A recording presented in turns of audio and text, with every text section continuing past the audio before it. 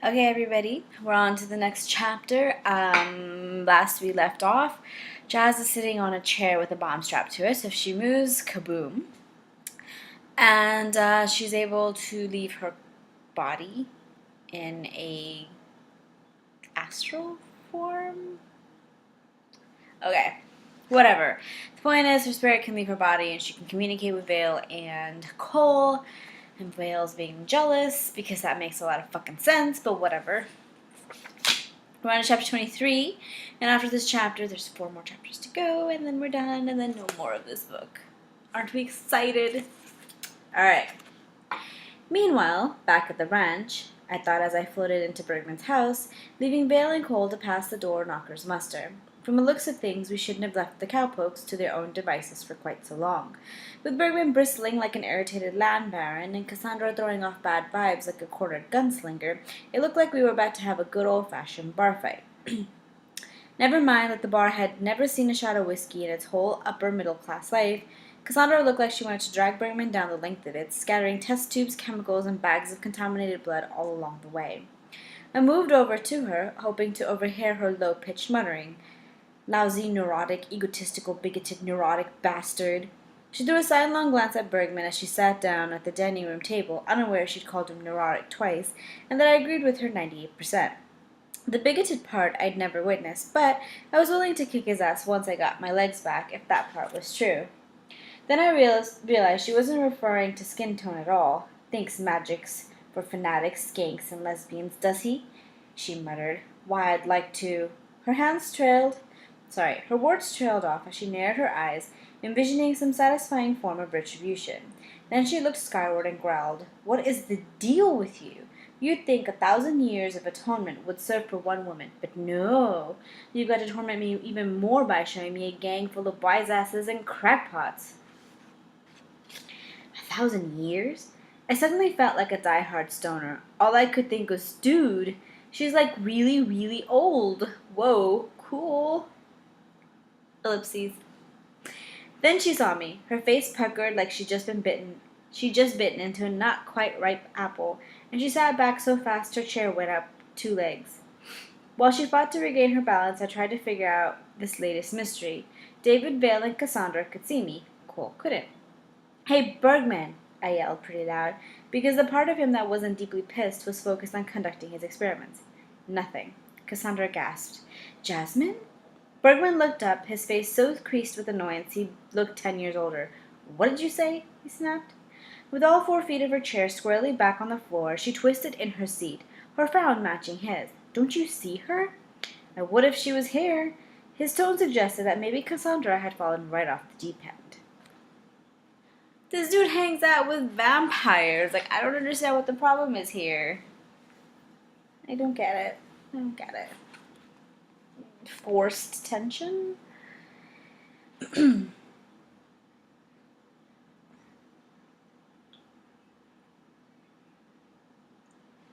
Someday, someone is going to pinch off your tiny little head, she told him.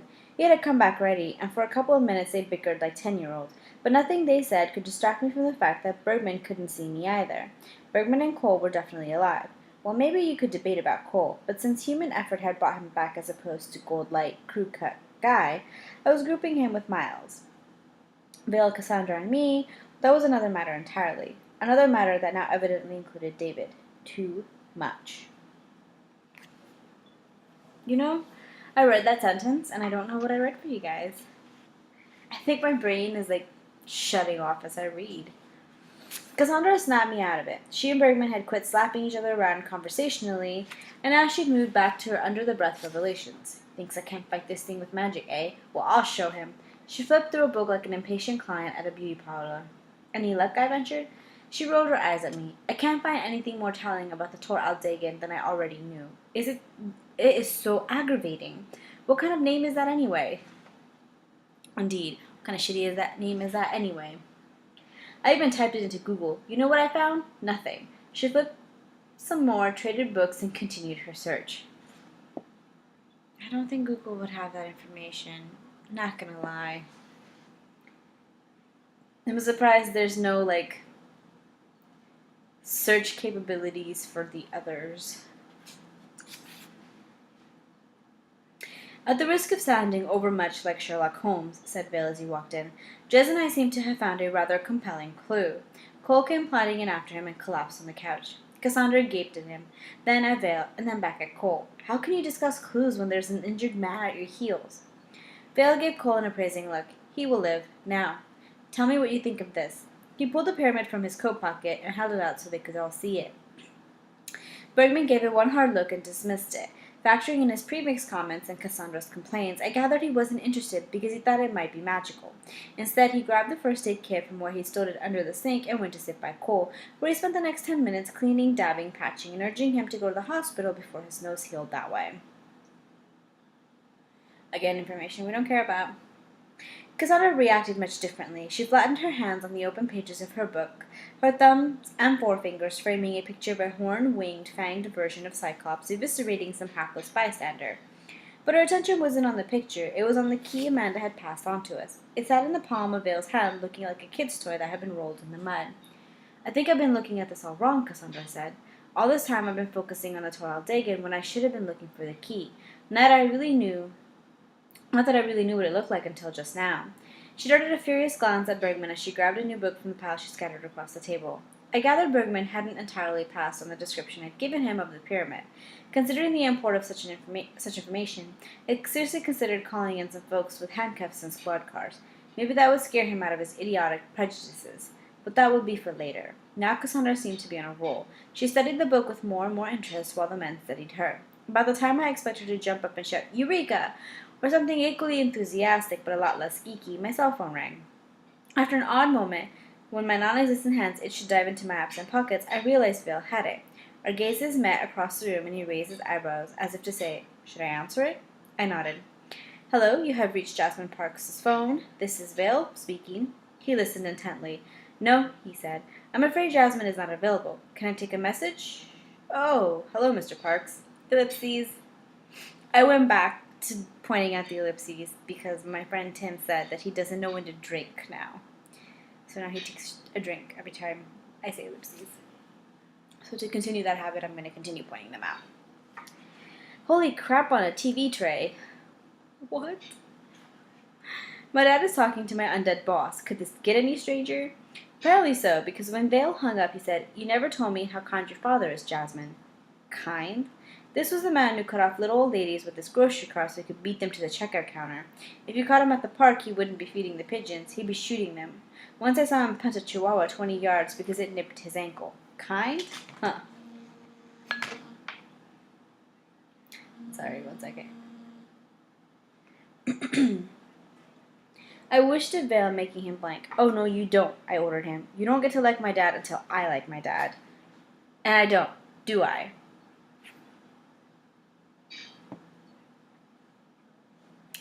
I could tell he thought I'd really flipped out, so I tried to distract him. It turned out to be remarkably easy. "What did Albert have to say?" I asked. "Senator Bozowski does have a prescription for Topamax. Apparently he suffers from migraines.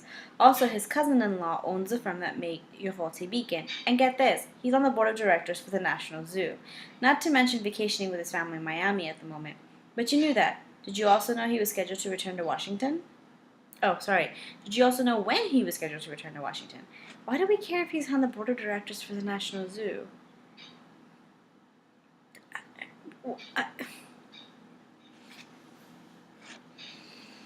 Oh, Lord. Well, I'm pretty sure his dance card's full tomorrow night, so I'd say a day after tomorrow. Ellipses. No. No? He is leaving in the morning. This morning? As Vale nodded, I checked out the regulator clock hanging over the fireplace. It showed close to midnight. Oh my God, it's happening tonight. Those lying weasels. Vale, Bergman ventured hesitantly. "Is there a reason you're talking to the mantle?"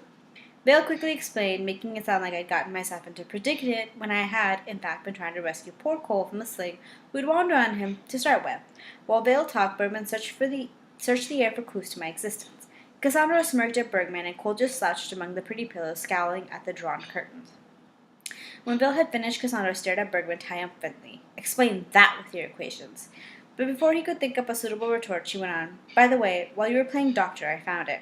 "Found what, Cassandra?" Vale demanded. "Quickly, please. Jasmine and I have to leave." "The key," she pointed to the artifact. "The Toral Dagon. I believe I found the words." She glanced at Bergman. The spell that activates the key. She held up, not a book, but the Ginklios. We seem to have a detailed record of this beast after all. It sounds as if you're coming with us, then. Bergman lurched off the couch, went to Bill, and grabbed his shoulder, which he quickly released when Bill shot him his "don't touch me" look. But he didn't back down completely. "If she goes, I go," he said, jabbing a finger toward Cassandra. "Fine." Bergman blinked a couple of times, surprised at his success. "You're not leaving me here while Joss is sitting on that bomb," said Cole. We all looked at him. Despite the fact that he resembled a plane crash survivor, no one ventured an argument as to why he should stay. Finally, Bill said, "All right, if that's what you want." "It is." Another moment of silence passed out of respect for Cole's determination and, on my part at least, an attempt to balance myself against the staggering wave of concern. How were we supposed to keep them all safe? I wasn't sure if it was possible, but I could tell none of them would entertain my arguments. As I fought a feeling of impending doom, Bergman launched himself into a packing frenzy Cassandra quickly copied. For the next 5 minutes, my little gang looked like they were preparing a full-scale evacuation. All except for Cole, who glared at the drapes so hard I was kind of surprised it didn't catch fire.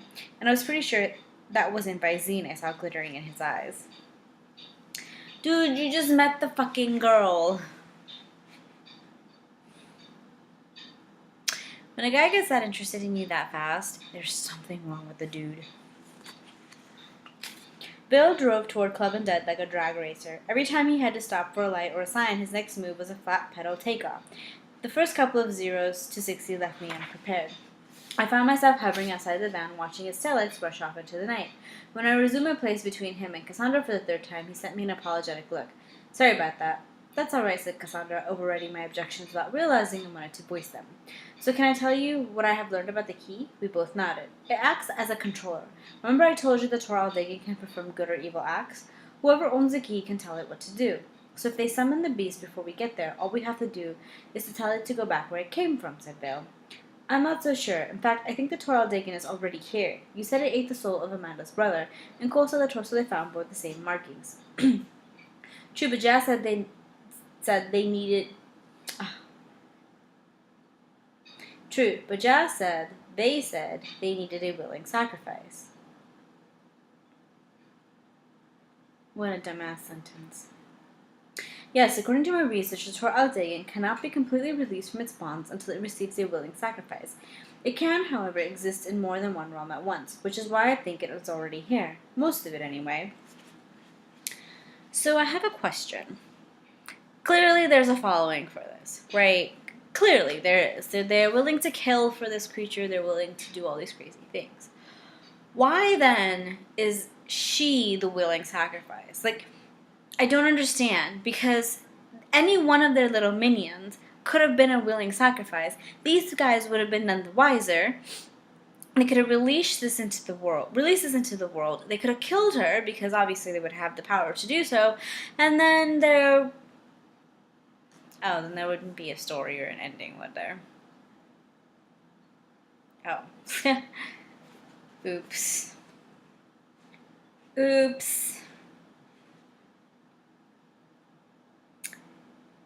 "Why would they bring it only partway into the world?" asked Bergman. "I suppose they didn't know any better. They seem to be working from a partial text, or perhaps a copy of a translation that has left out vital information."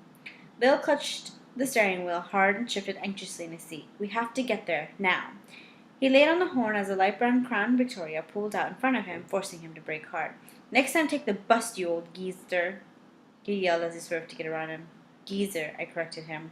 He glared at me. "Never leave your body again." He jerked us back into our lane, just in time to keep us from getting flattened by a sweet Hummer. He tried twice more, nearly colliding with a red Mustang and a dark blue Camry before he finally succeeded in leaving the old fart to stew in his prune. "Would you quit driving like a maniac if I went back to my body?"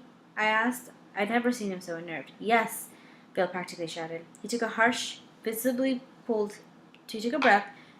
himself together. "We need to know if you are still unharmed, whether they have moved you, what they are planning. Report back as soon as you discover anything at all." That should have been, foremost on her mind. I mean, no one can see you, aside from these 3 people. "Gladly," I agreed. "Your driving is making me nauseous, and I don't even have a stomach." I floated through the roof of the van and looked around. All my golden cords still stretched in various directions. Was it me, or did they seem slightly dimmer than before? I didn't spend much time pondering. I was too busy looking for the light that connected the separate parts of me. I played the chords one by one, as if they were strings of a gigantic harp, and delighted to hear one of them sing my own tune back to me. It wasn't as pure as Evie's, or as powerful as Bill's, but I liked it all the same, especially when it led me straight back to my body. There I sat, breathing, blinking, looking as blank as the porcelain dolls Evie collected. I shook my ethereal head. Unfathomable. Still sat alone, and yes, the bomb still blinking in harsh lights at me when I checked under the chair. No longer interested in standing at my own side, I moved out through the door into the control booth, now manned by a bald black man who looked fit enough to break world sprint records. He played with the soundboard, tweaking the music that pounded through the teeming rooms beyond. It hadn't taken long for the smoke to clear and the partiers to return. Floating out of the window and over the humans and lambs who danced shoulder to shoulder, I imagined the devastation that would occur if I jumped back in my body and rose from my chair. Hundreds would die. Still, it's nothing compared to the loss of life our targets had planned. Something to consider, seriously, but not yet. At least not until I found them, and it would take precious minutes to search the crowd, time I no longer possessed. Help me out here, would you? I asked, hoping the owner of the thunderous voice hadn't taken a nap. I've got to find the Three Stooges. Intuition told me I could sniff out evil now that I'd seen and accepted my transformation. But that ability didn't help much here with my nose stuck in the attic. The answer rolled across me like an avalanche, reverberating through me, making me glad I didn't currently possess teeth that might well have shattered against each other in the aftermath. Underground. I fought a perverse urge to do just the opposite, fall back into the atmosphere, chase down the source of the overwhelming voice, and discuss with it the benefits of the whisper. But something told me once I was hunting for my guide, I may never be able to return. So I dropped from my lofty perch near the catwalk, past the dancers' mask-like faces, and through the floor beneath their feet. The wine cellar I entered looked like it belonged under a medieval castle. Dusty bottles lined row after row of custom-made shelves that filled more than half the space. A gorgeous cherry table with 4 matching chairs stood at the open end of the room, made even more prominent by the ornate Persian rug laying beneath them. Floating next to the table, I could see a set of stone stairs leading upward, but my guide had left strict instructions, so I dove through the wide pine floor into the counselor's bowels of Club Undead. So there you go. Chapter 23. Yeah. I will see you all later.